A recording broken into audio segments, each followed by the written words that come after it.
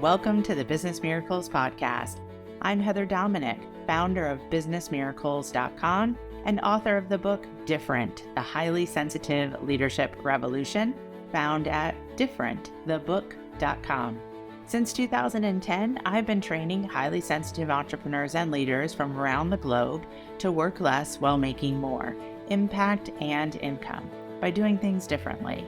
I'm so glad you joined me. Listen in and get ready. Get ready for a shift in the way you view yourself, your work, your life. A business miracle. This is A Course in Business Miracles podcast, episode 158, Mastering Change. On today's episode, I'm teaching you what you really need to master your highly sensitive nervous system when faced with change. Also, you can use the choice points of change as opportunities to create betterment in your business, your life, and in the world.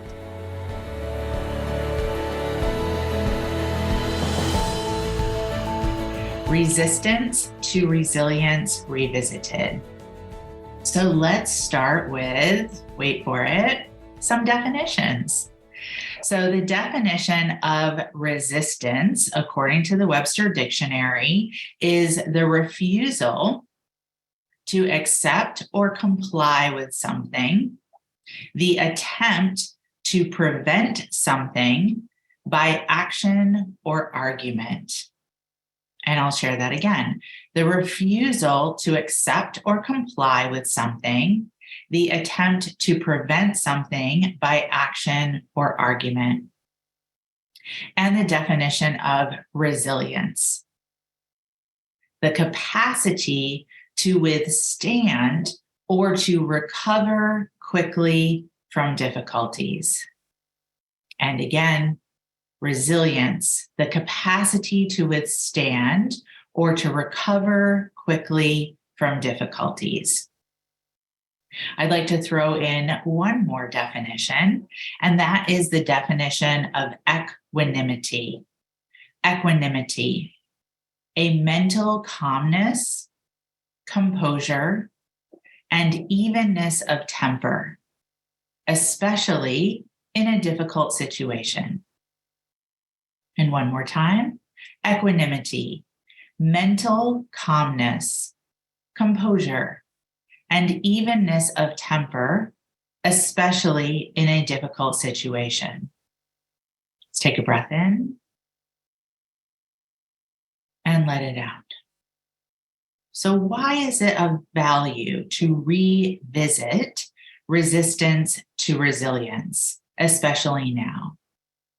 Well, according to The Economist, since 2020, there has been a global loss of life 4 times greater than the annual average of deaths per year pre-2020. A few weeks ago, I was reading the New York Times, I think they called it the coronavirus or pandemic newsletter, and something I had been reading, like a weekly email, since the start of the pandemic. And this email was letting readers know that they were foregoing the newsletter and that the last issue would be coming out because though there's still effects of the pandemic, there was less to report on.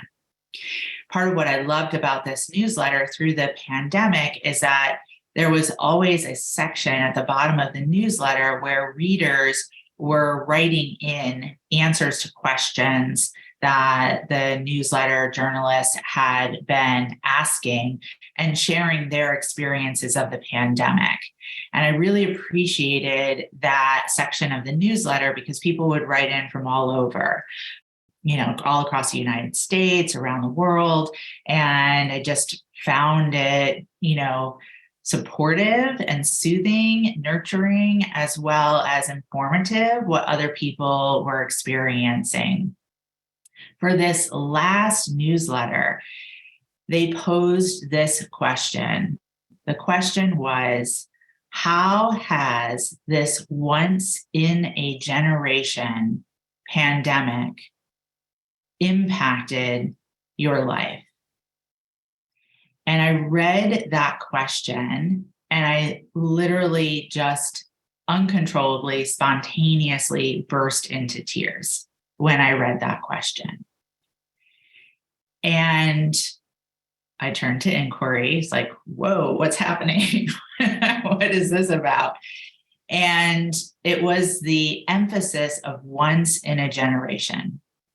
And that impact really, really hit me right into my heart. So, whatever the pandemic has been like for you in your area from 2020 till now, and maybe for you, it's been as if, the pandemic was over a long time ago. Regardless, the world is registering the reverberation. Most people aren't aware of it, and definitely most people are not acknowledging it. Yet, guess who's most likely feeling it? We are, as highly sensitives, and specifically as highly sensitive leaders. The theme of the next 4 months: pay attention and be aware. You might want to rewrite that down or write that down for the first time. Pay attention and be aware. Resistance is having your back to the ocean. Resilience is the willingness to face the waves. Having your back to the ocean, resistance, increases the probability that you will get struck by a sleeper wave. It'll come and take you out as if it is out of nowhere. Resilience, the willingness to face the waves and not get struck by a sleeper. Breath in and let it out. To be unaware as an untrained, highly sensitive, whatever it is that might be happening in your life, your world, the untrained, highly sensitive says, this is happening to me. I am angry, sad, resentful, tired, and I'm going to act it out or lash out or lash in. Choice point to shame, judgment, criticism, superego voice, overprotection, shadows, coping cycle, resistance, anxiety, fear, lack of safety, I won't be able to handle it, stop, choice point, shame, judgment, criticism, superego voice. Breath in and let it out. To choose to be aware, the trained highly sensitive hits a choice point and says, this is happening for me. I am still angry, sad, resentful, tired, and I am going to use energy management tools. I am going to inquire, what am I meant to learn? How am I meant to change? How can I use this experience to be of service to others? I am going to access equanimity, and I am going to get to work creating betterment. Persistence, perseverance, purposefulness, community, core practice, consistency, highly sensitive strengths, and resilience. To the Ayuk process, to back to resilience. Breath in and let it out. So recently, I received an Instagram voice message. And this Instagram voice message was from a little young thing in France who said that she had just discovered me and my work serving highly sensitive entrepreneurs. And on her message, she said, I'm reaching out to you because I've recently chosen this niche for myself to serve highly sensitive entrepreneurs in France.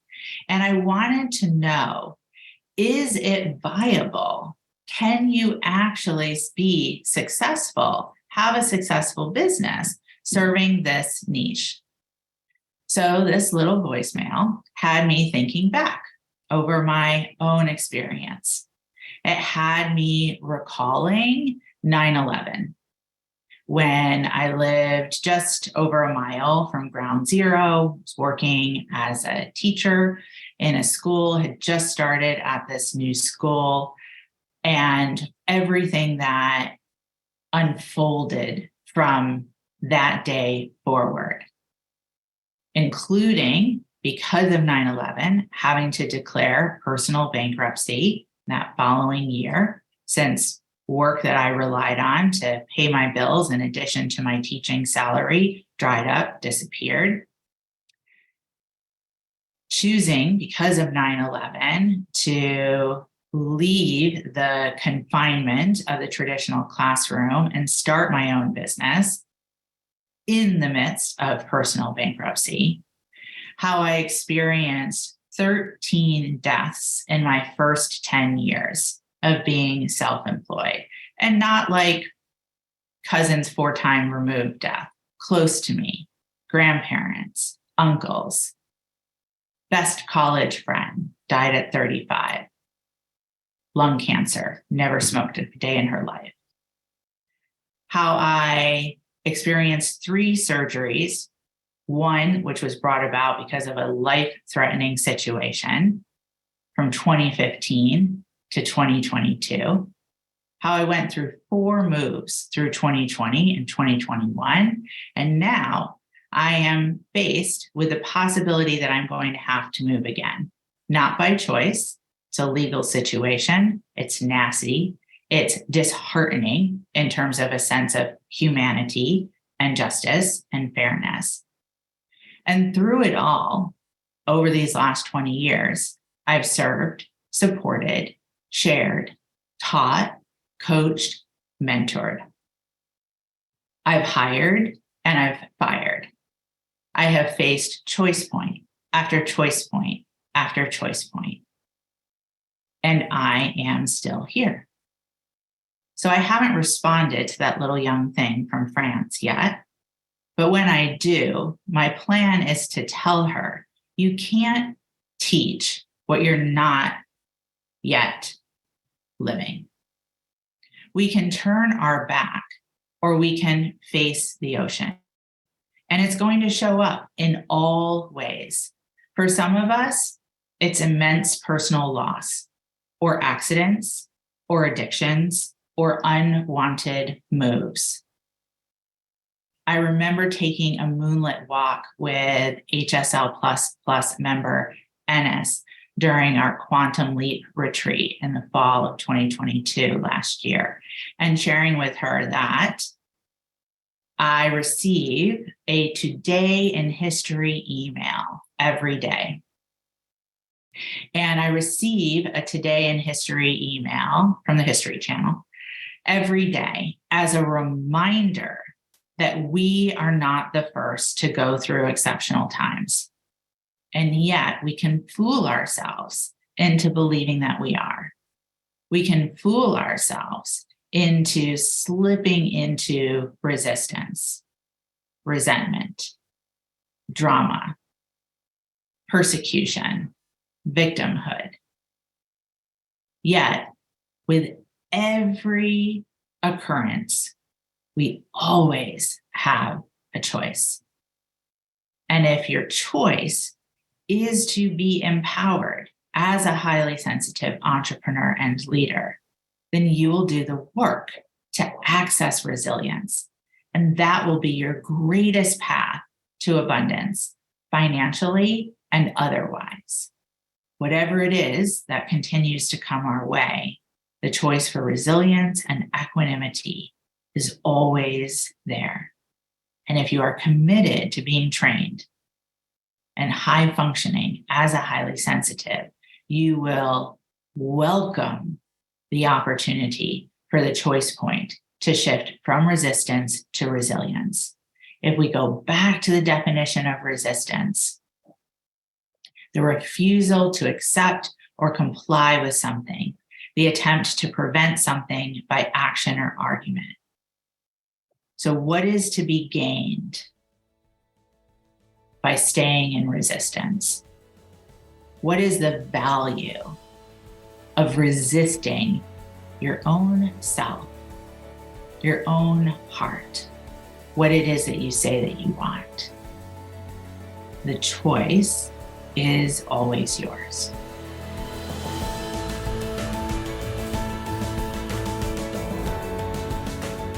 Thank you for being a part of this Business Miracles podcast episode and for beginning to dip your toe into the journey of highly sensitive leadership training. If you are ready to truly use your sensitivities as strengths in all parts of your work and life, I invite you to connect for a one-on-one chat. You will experience being deeply listened to, and together we'll get a sense of whether the highly sensitive leadership training programs are the best next step for you and your highly sensitive journey at this time. Just go to www.claritycall.com to schedule a conversation. We so look forward to connecting with you. Talk to you soon.